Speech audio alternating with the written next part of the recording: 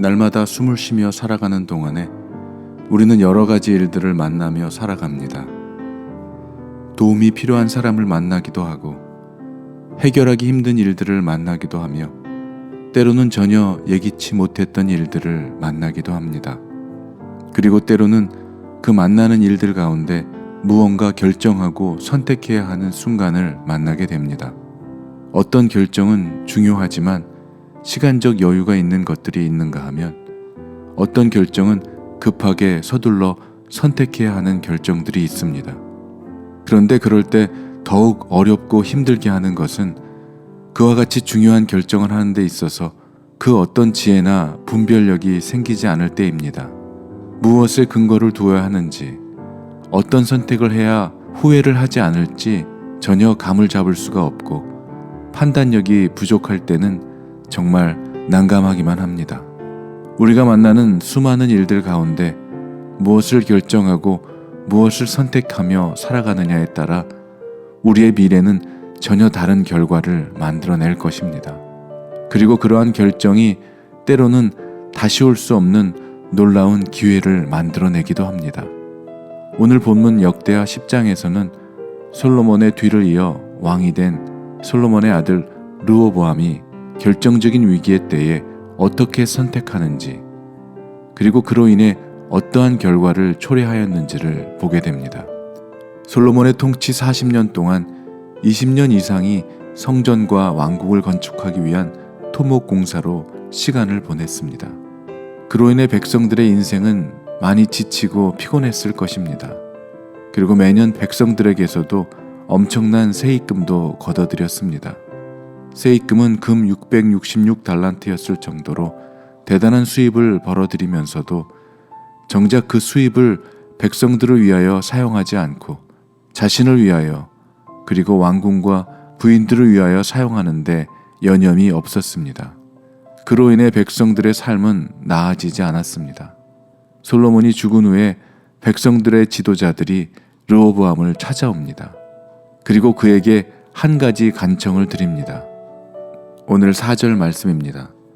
왕의 아버지께서 우리의 멍에를 무겁게 하였으나 왕은 이제 왕의 아버지께서 우리에게 시킨 고역과 매운 무거운 멍에를 가볍게 하소서. 그리하시면 우리가 왕을 섬기겠나이다. 이것은 르호보암에게는 어떻게 선택을 하느냐에 따라 기회가 될 수도 있고 위기가 될 수도 있는 그러한 선택이었습니다. 5절입니다. 르호보암이 그들에게 대답하되 3일 후에 다시 내게로 오라 하매 백성이 가니라. 이제 그에게는 3일이라는 시간이 주어졌습니다. 3일의 시간을 어떻게 사용하느냐에 따라서 그의 인생이 달라질 수 있었습니다. 그리고 그는 3일 동안 두 그룹을 찾아가서 만납니다. 첫 번째 그룹은 아버지 솔로몬과 함께 국정을 도모했던 원로 그룹이고, 다른 그룹은 자신과 함께 어린 시절부터 자라난 젊은 친구들이었습니다. 그러나 원로들의 의견과 젊은 그룹의 의견은 판이하게 달랐습니다. 원로들의 의견은 이 백성을 후대하여 기쁘게 하고 선한 말로 대해주시면 그들이 영원히 왕의 종이 될 것이다 라는 의견이었습니다. 원로들은 백성들의 청을 받아들이라는 제안을 하고 있는 것이죠.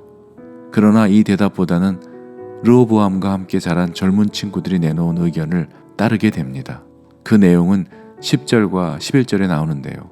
함께 자라난 젊은 신하들이 왕께 말하여 이르되 이 백성들이 왕께 아뢰기를 왕의 아버지께서 우리의 멍에를 무겁게 하였으나 왕은 우리를 위하여 가볍게 하라 하였은즉 왕은 대답하시기를 내 새끼손가락이 내 아버지의 허리보다 굵으니 내 아버지가 너희에게 무거운 멍에를 매게 하였으나 이제 나는 너희의 멍에를 더욱 무겁게 할지라.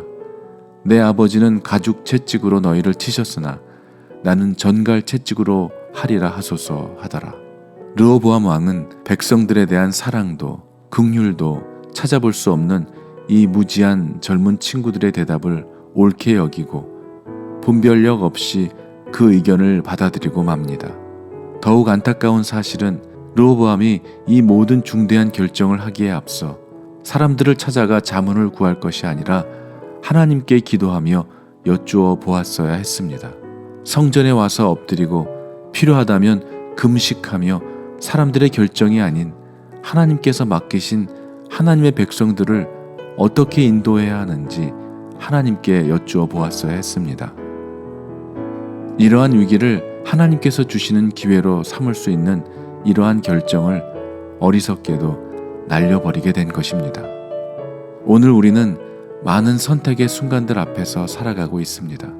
하나님을 믿는 사람들이라고 해서 문제없이 살 수는 없습니다. 우리 앞에 놓여진 이 문제들을 하나님의 사람답게 하나님의 방법으로 해결하느냐, 아니면 사람의 방법으로 해결하느냐, 어떤 선택을 하느냐 하는 것이 더 큰 문제인 것이죠. 문제가 없을 수는 없겠지만 그 만나는 문제를 어떻게 풀어가느냐가 중요한 것입니다. 사랑하는 여러분, 우리의 생명과 삶의 주관자 되신 분이 하나님이심을 믿는다면 우리가 만나는 모든 문제의 결정은 내가 하는 것이 아니라 하나님께 맡겨드려야 하는 것입니다. 사람을 찾아가 묻기 전에 먼저 하나님께 구하고 찾고 두드려야 합니다. 하나님은 자기를 의지하고 자기를 찾고 구하며 묻고 신뢰하는 자에게 신실하게 응답해 주시는 하나님이실 뿐만 아니라 그가 가는 길을 여시고 홍해를 가르시며 광야의 길을 내시고 사막에 강을 내게 하시는 하나님이심을 믿으시기를 주님의 이름으로 축원합니다. 아멘.